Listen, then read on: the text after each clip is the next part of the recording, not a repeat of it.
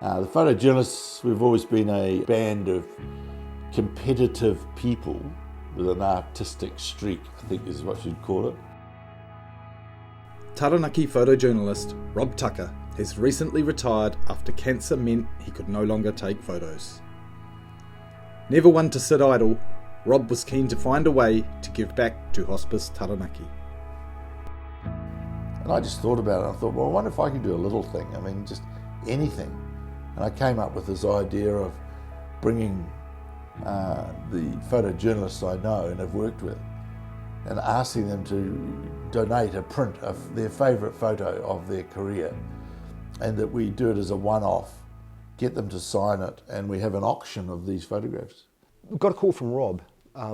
He'd come up with the idea, which I thought was absolutely fantastic. And he asked for a bit of help, and I said, absolutely. Anything I can do to help. You know, I think it's a fantastic cause. Dear to my heart, actually. And he's just such a great guy. It's something we've never been involved with before, and it's been difficult to get new community events in the last couple of years with the restrictions of COVID.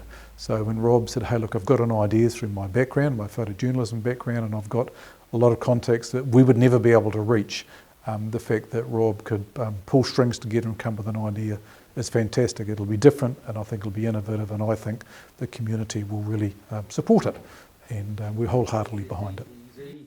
You only need to mention the word hospice and somebody says, how high do I jump? What do you want?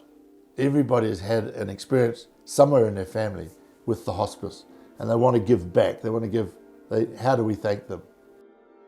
All these amazing photos have surfaced.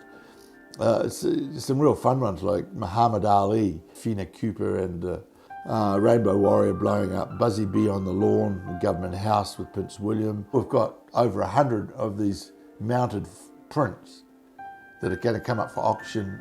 This is my way of thanking them, and hopefully it's successful. I think people are rightly putting value on photographs now that didn't exist before.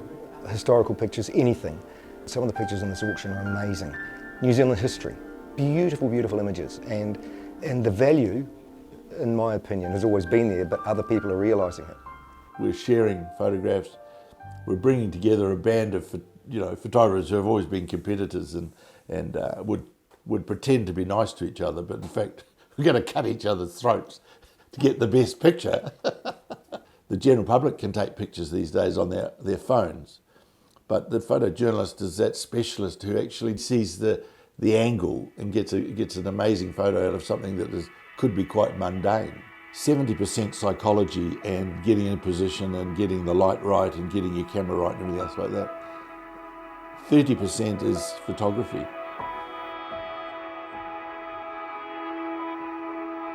I started a collection of these sort of portraits. Wherever I went, I'd photographed older Māori people. And I promised them I'd never commercialise it. Like, I'm recording you guys because I love you and I think you make beautiful portraits. 3 years later, I had this woman cleaning my house once a week. And she said, could I have a look at some of the photos? And I got the suitcase and put it on the kitchen table and opened it up. And on the top was this picture of this Māori gentleman. Diane started wailing and crying and touching the photo. And I thought, oh, what have I done? I've broken some protocol here. And Diane, look, I'm sorry, I don't know what I've done. And she finally calmed down. She said, do you know who this man is? I said, well, no, I don't. She said, it's my father. And he died last year and I haven't got a picture of him. I said, Diane, I'm giving him back to you. I've taken aunties back to their maraes where they belong. And I've been the keeper of that image for 40 odd years as a messenger almost. So a lot of photographs can be from the heart. A lot can be from a commercial point of view, like America's Cups and things like that. But it's lovely to give back something that a photojournalist can do, and that's giving it back from the heart. While in the care of Hospice Taranaki, Rob discovered that the organisation looking after Taranaki people was also in need. And we're just so grateful that Rob's considered how we're helping him. Is there some way that he can help us in our hospice, being a charity in the healthcare sector, and falling on some pretty hard times financially at the moment with the ability to operate our services and increasing costs and all the other pressures of being in business at present. Always prepared to help, always prepared to give advice, a mentor to all sorts of people, everyone that he comes across. And he's just incredibly generous in that way with his knowledge and with his time. And I think what he's doing here is just an example, just an extension of that. He's one of a kind, Rob. During Rob's 54-year career, he has covered everything from dog trials to the America's Cup. A snapshot of time. Some of them that we remember, when I saw some of the ones I've gathered, I sort of had the aha, I remember seeing that picture in the paper or in the media, and it's something to be different and with the ability to people to buy them through auction to get a framed image, which will be important to them, and they can support us through the auction process. He's also photographed the Queen. I know I scared her at one stage where I said, "Are you looking forward to the walkers, Mum?" And she looked at me and said, "Walkers, what are they?" And I said, "I know the war canoes." She was going to Waitangi. And, oh, yes. And I'd done my homework and we talked about dairy cows, and she'd just been down to buy some cows, actually, some Jersey cows from a breeder in Otaronga. And of course I said, I'm from Taranaki originally, and I know a little bit about dairying. And so we talked about dairying and her herd of Jersey cows back in England. And she put her half-finished drink down on the tray and she said, "Look, you must excuse me, but I've got to change for dinner, but please stay and finish your drink." She walked out of the room and I grabbed a glass and downed it. And that was almost straight gin. I thought, "Whoa, you beauty." There wasn't any tonic in that, I can tell you. And I thought, "You are like my mother-in-law, you're real."